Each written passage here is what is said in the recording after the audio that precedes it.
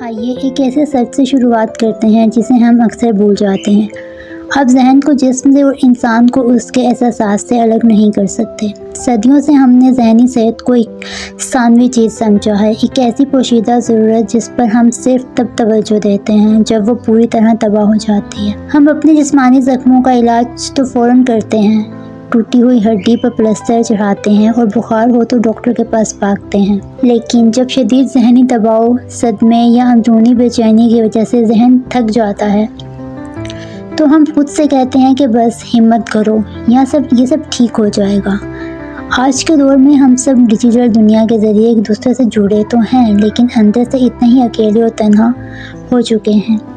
Social media پر دوسروں کی چمکتی دمکتی زندگی دیکھ کر ہمارا ذہن لاشعوری طور پر اپنا موازنہ ان سے کرنے لگتا ہے۔ ہم دوسروں کے فلٹر شدہ زندگی کو اپنی تلخ اور عام حقیقت سے ملاتے ہیں، جس کا نتیجہ صرف کمتری اور مایوسی کی شکل میں نکلتا ہے۔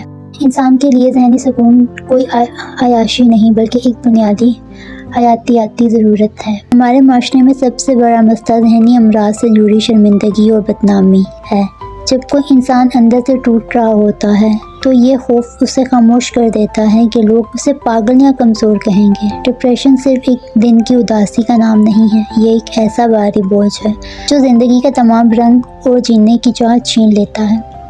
کسی تکلیف میں مبتلا انسان کو یہ کہنا کہ سب تمہارا وہم ہے، اس کی بیماری کا مذاق اڑانے کے برابر ہے۔ حقیقی علاج تنہائی میں نہیں بلکہ ہمدردی اور سپورٹ سے ممکن ہے۔ ہمیں اپنے گھروں اور اداروں میں ایسا ماحول بنانا ہوگا جہاں ہر کوئی کھل کر کہہ سکے کہ میں ٹھیک نہیں ہوں۔ اپنی کمزوری کا اعتراف کرنا بزدلی نہیں بلکہ ذہنی بہادری کی سب سے بڑی علامت ہے۔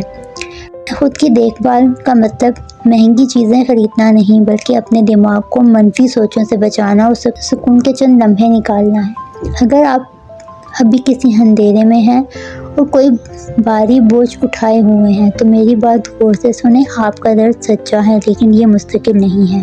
آپ اکیلے نہیں ہیں، مدد مانگنا آپ کی طاقت ہے، کمزوری نہیں۔ آپ کی کہانی ابھی ختم نہیں ہوئی اور یہ دنیا آپ کے دم سے ہی خوبصورت ہے۔ آئیے مل کر ایک ایسا مستقبل بنائیں جہاں ذہنی صحت کو انسانی زندگی کا ایک لازمی اور خوبصورت حصہ سمجھا جائے۔